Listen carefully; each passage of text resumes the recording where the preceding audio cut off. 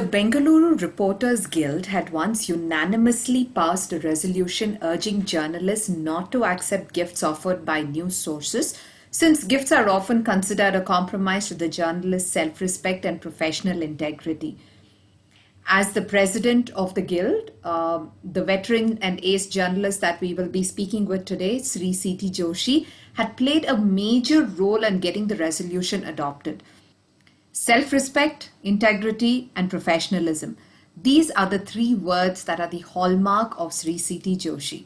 He's a senior journalist and also the author of the book that we will be discussing today, For Whom Are Media?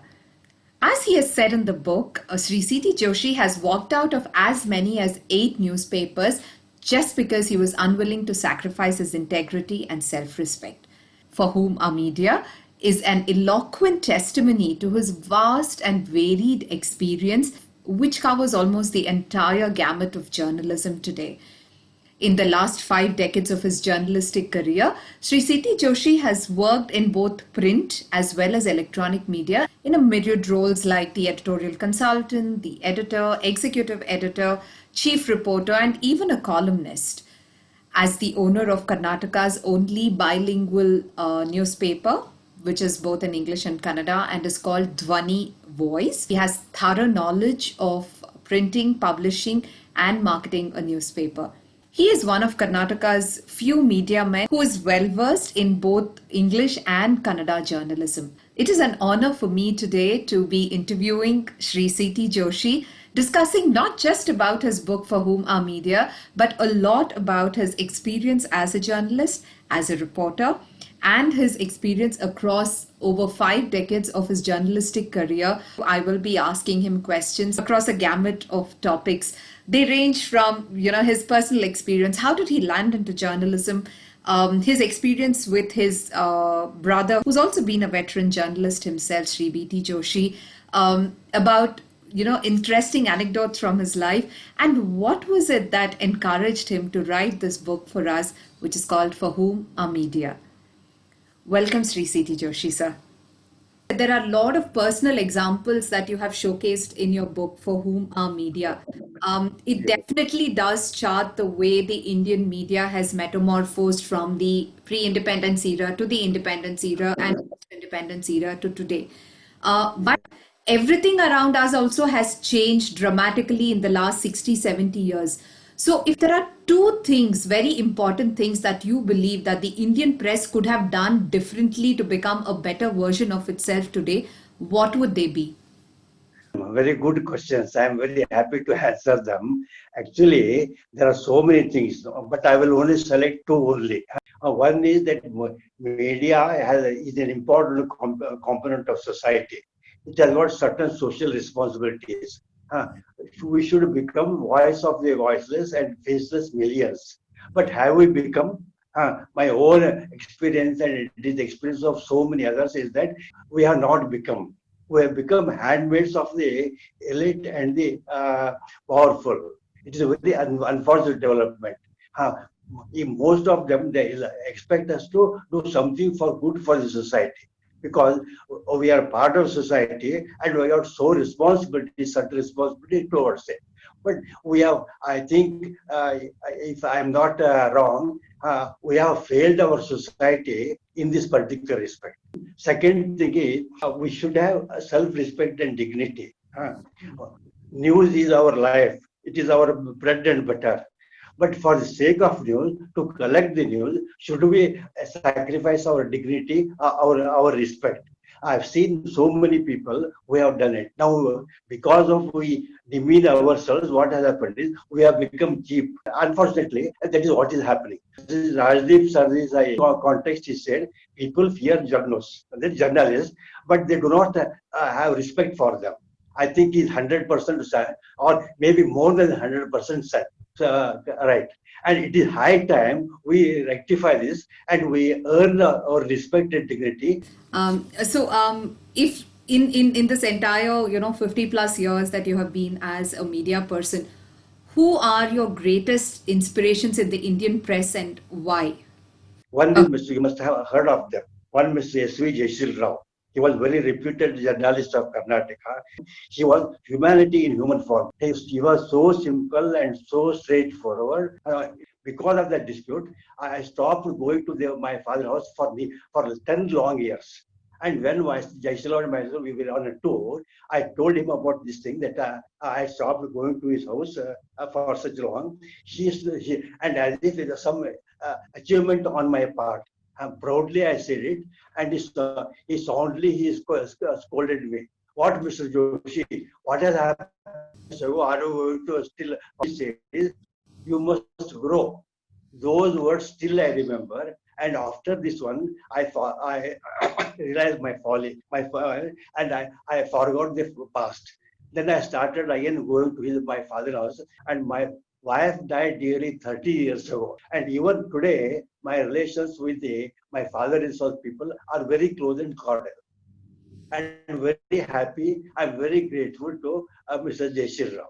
Second person whom I have got very high regard and who has taught me something is that Mr. G.V. Krupanidhi. He was my editor in Deccan Herald.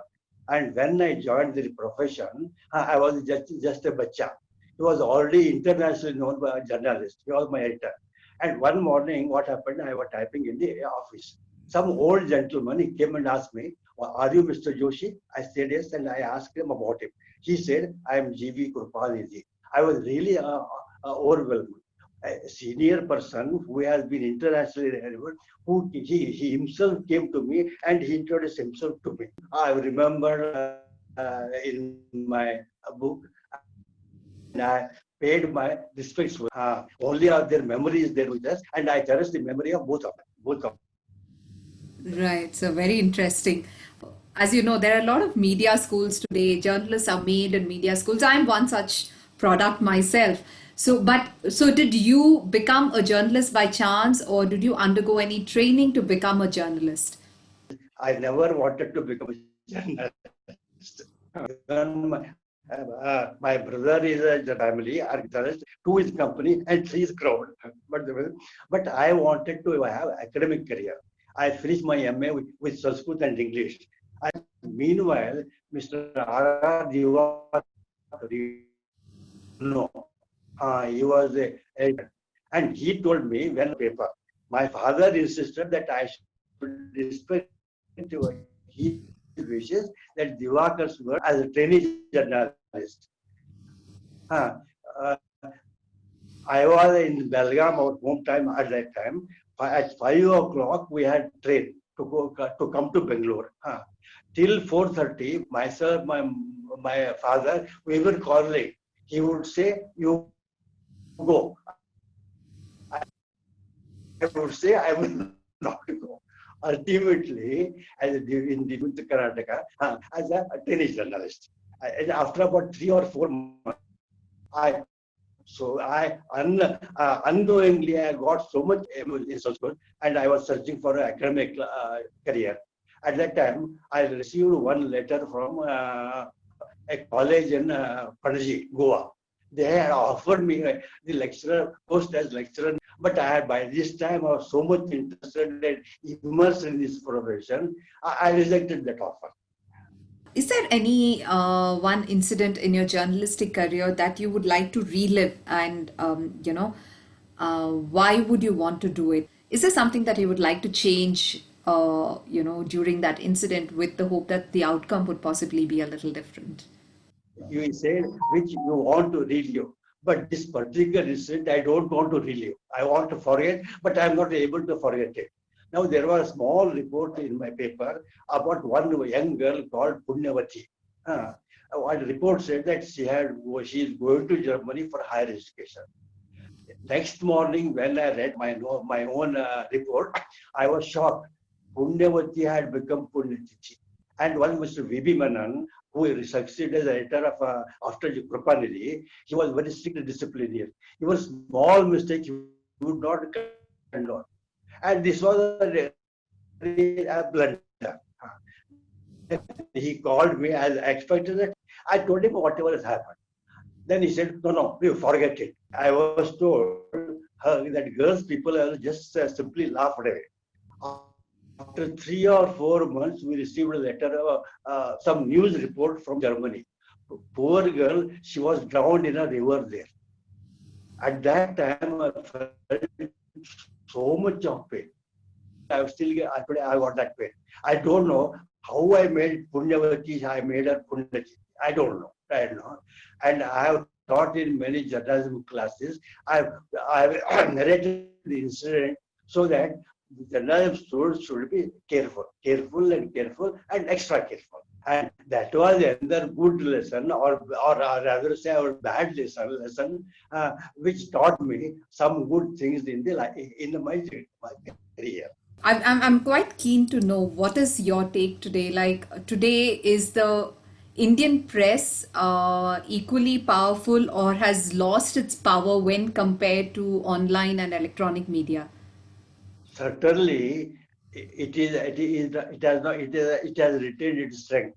Print media, it has not become it. No, I agree. I admit that it has changed. It has changed a lot. There are so many good points which I appreciated. I have recounted them in my book also. Negative negative aspects. But still, what happened is there are so many papers which are still balanced and restricted. So many journalists are there. They have sacrificed their career for the sake of ethics. I called such papers as soberly sensational. They are sober, but at the same sensational. There is one media mimosa, that is a house magazine of Delhi's University Department of Journalism. They bring out this quarterly. They wanted to write about Decadal, which was in which I worked for nearly 19 years. And they wanted me to send a write-up about Decadal. And for this was the title I gave, heading I gave, soberly sensational. And it was appreciated by so many. And the editor of that magazine, he wrote me back appreciating this heading. Now, that is so far as the print media is concerned. Now, let me come to TV and other electronic media. They are really technological wonders. And they can do so many things which print media is not capable of doing it. But what has happened is, because of their obsession with TRP and sensational, they have lost a golden opportunity of serving society. They are very important component. TV or if you want to say know something in depth, you have to go back to print media. Right. And worked in both. I worked in print media, and I value print media more than electric media. But it is not. I don't want to be unfair to electric media, and there my colleagues there. But even today, I value print media more. That is my personal opinion. Despite all this now, in these last 6 months of the COVID lockdown that we have had, we've seen that the print media has taken a hit. The newspapers have become thinner. The amount of news that is coming in is less. So, do you think that this COVID is going to change the face of print media in the next couple of years? And I say both have equally bad. They have taken the hit equally. Both of them, they have become so obsessed with this academic, and they go on writing or saying about so much. People are fed up.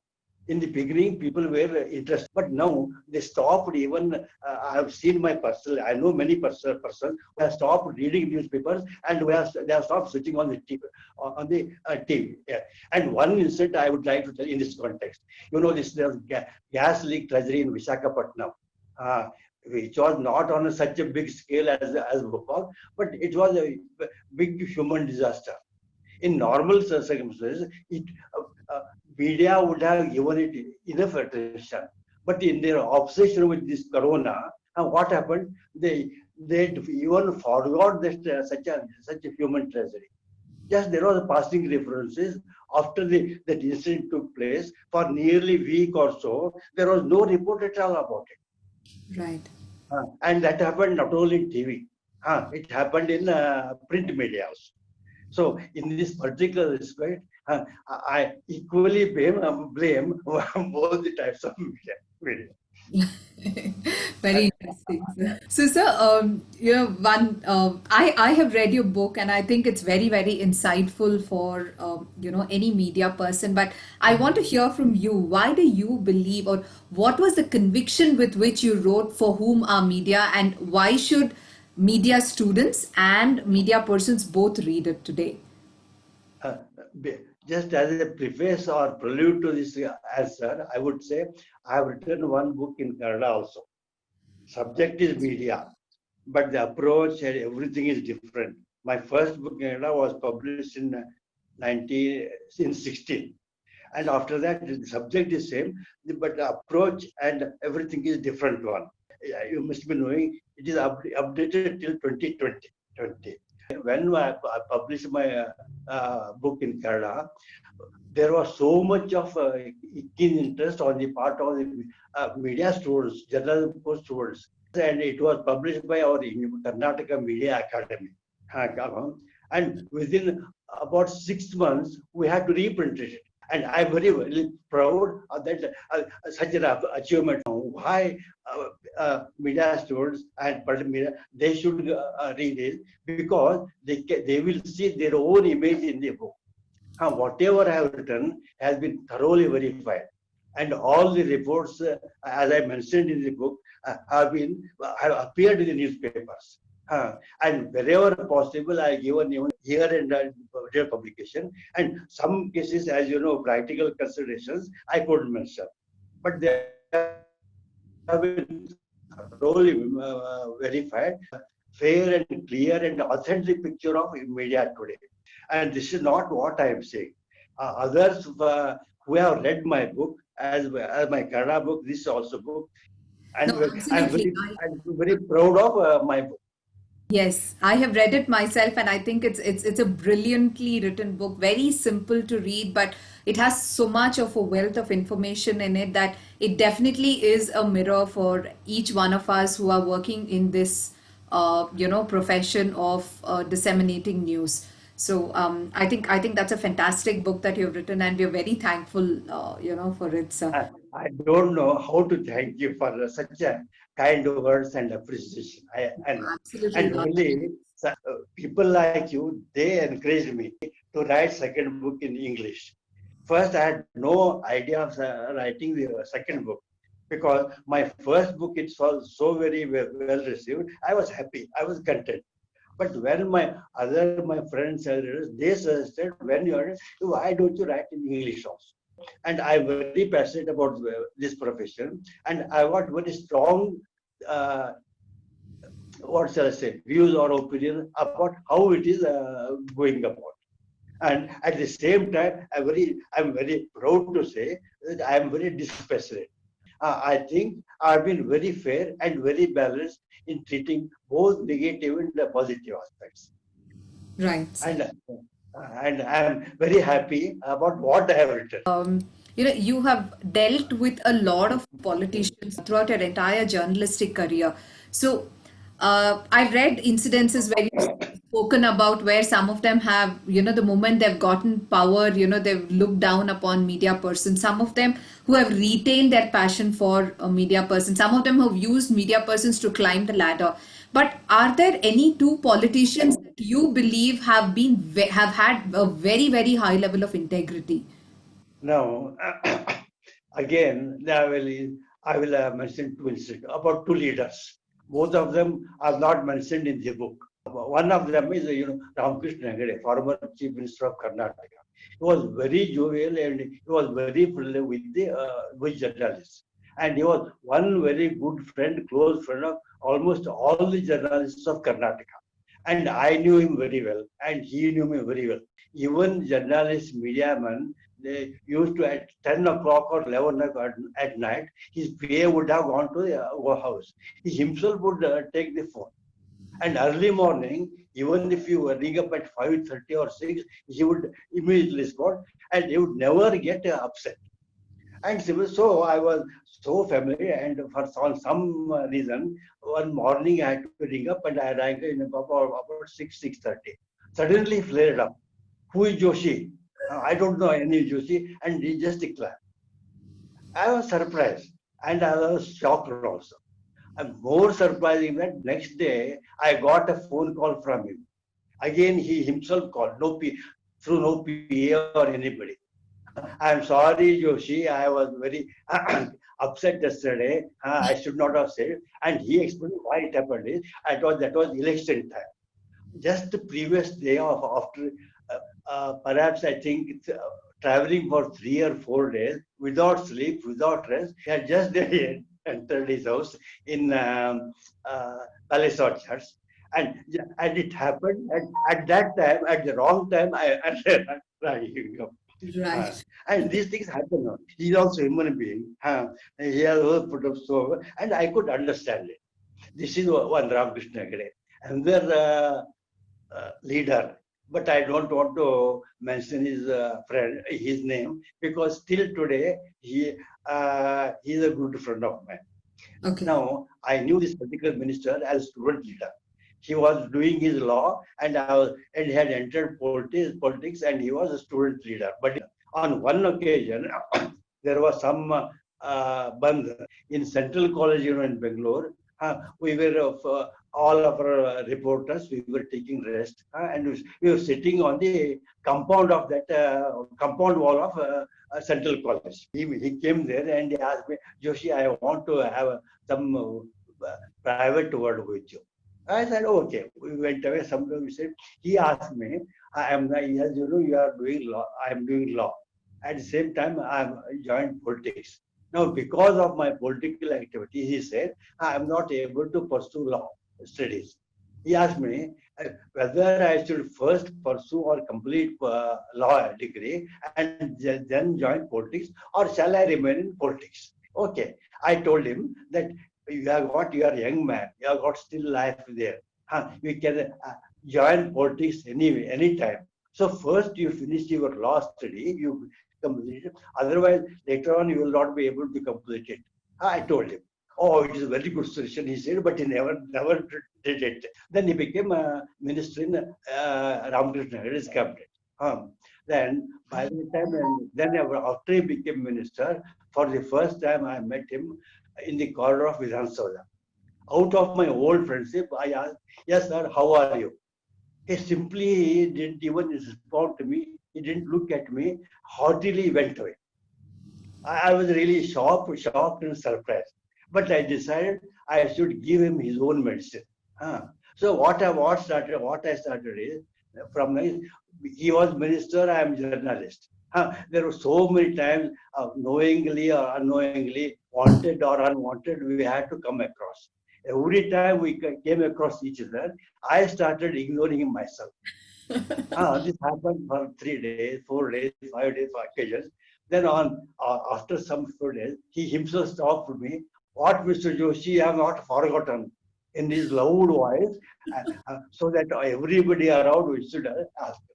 Then I said, then we forgot. I forgot, he forgot, we passed, and we continue to be good friends. And I'm very happy and I'm very grateful because he gave me some of very best scopes of my career. So, Yeah. and today also, even today, we are very good friends. So, sir, now that you said about scoop, I think I should ask you this question because that's the most important word for every reporter. What have been the most interesting scoops that you've ever had in your journalistic career? Again, there are so many, but I will mention only three. Okay. Now, when Mr. Jilingappa was chief minister, Sharavati Hydel project, Sharavati power project. At that time, so there were so many allegations about misappropriation of funds in that, and it became a very big issue. And it used to be very staple food for newspapers. At that time, TV was not so popular. In newspaper, it was so almost every second day you will find some story about that these allegations. And in one occasion, I gave the heading Sharavati project had generated more scandals than power. And it became so very popular. And the MLAs, while criticizing a power, while speaking about Saravati, they started to use this. Second thing, there was a Swamiji, the charge allegation against that is he was printing counterfeit notes and distributing them. And for that purpose, he had some connection with the notorious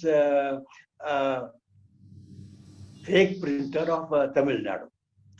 Now, this was one of my most important scoops.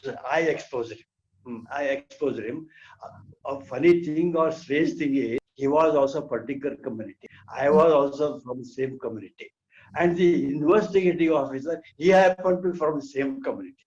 But community never came in our way. This appeared on Saturday. Then on Monday morning, what happened? He was produced in the court. As a reporter and I went there, I was to cover the court proceedings also. When I go there, his disciples, nearly 100 or 200, they have come to the court premises to protest against the report, to support the Swamiji. And unfortunately or fortunately, that report had gone under by my byline, by C.T. Joshi. They started shouting, "Where is Joshi? Where is Joshi?" Then in engage in a bravado, I wanted to go out and face them. My colleagues dragged me inside the courtroom. They didn't allow me to go there. And one more is say, about the minister whom I referred to, he gave. Then there was one commission here appointed by the central government. There was so much of misappropriation, and particularly its treasury had become almost empty. And they had no money even to pay their salary to the staff. And this minister friend, he gave me a hint. He didn't give me all the details. He gave me, it is for you to further probe. On the hint given by him, I probed and made a big story, and it was also very well received. One more scoop, if I may say, now here, in now the present day Rajamal Guttalli. At that time, it was just coming up. Originally it was developed by BDA. There were a lot of allegations about allotment of sites there. Allegations, influence, money. Then at that time, I was chief reporter of a particular paper. I went there, introducing myself as a prospective buyer. And I met so many real estate agencies, and I didn't disclose my real identity. As a prospective buyer, I got so much of information about what was happening there.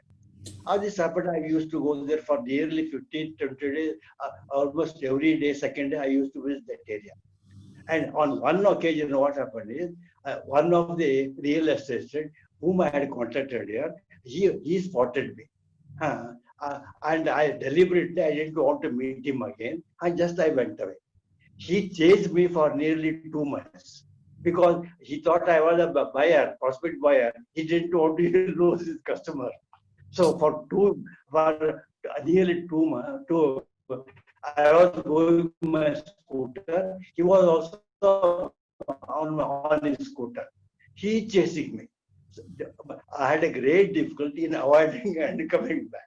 Thank you so much for sharing these. So, one last question that I have to ask you, which we started off right at the beginning, that your brother has also been a veteran journalist like you, and I'm sure you might have exchanged notes and spoken about various No. Okay, it's a very good question, and I really am happy that you have raised the question. There are incidents where which you've mentioned in your book, where you and your brother have showcased certain slightly differing ideologies. So, has this ever impacted your personal relationship? As I told you, there are three journalists already in our family. One is Viti Joshi, my elder brother, and there is my cousin brother, one Raghavendra Joshi in Belgaum. He is also very reputed, well-known journalist. He has got his own Kannada paper. In addition to that, he is leader of Kannada movement. And one more brother, between VT Joshi and myself, there was one Manohar Joshi. He is my elder brother. He was working in Bombay at that time, and at that time I had come and I joined this profession, and I had got a job for him in Indian Express here. In Okay. Express, he was to go back to Bombay, give resignation, and come back and join Indian Express. Then we would have become four journalists in our family. But unfortunately, before coming to Bangalore, he went to our native place, Belgaum. There, he had this shoe bite, and he died of shoe bite there. He never came to Bangalore and never joined. Oh, I'm so sorry to hear that. That happened nearly 30 years. Now about VT Joshi, he was a very well-known journalist. He was in Times of India. He has worked in Hindu, and he was in Bombay. Then he was in Goa. He was in Lucknow. While I am confined to Bangalore, he was worked in so many places. He was in Islamabad also, a special correspondent of Times of India. Then after he came back, he wrote a book on Pakistan. The title was From Jia to from Benazir to Jia. At that time, I took my leave from my office here, and I went to Bhopal, and I stayed with him for nearly two months, and I helped him to write the book. Similarly, he also helped me so much in my profession. And any special article or feature such time, I used to consult him. And though I am his younger brother, he also used to consult me. And ideologically, we were sailing in the same boat. And both of them felt very strongly about the lack of ethics in our profession. And I was very close with my brother, VT Joshi, not only as a brother, but as a co-journalist also. We were very happy. We were very close, very close. Right, sir. Very, very interesting. So you've given us a lot of insights, which I'm sure will, definitely add a lot of value to many of us young journalists here today in this world. So thank you so much, sir. Thank you for your time. Sir, it's been an honor to have interviewed you today, and we are taking back with us a wealth of information that you have shared from your very, very interesting journalistic life. Thank you so much, sir. Thank you.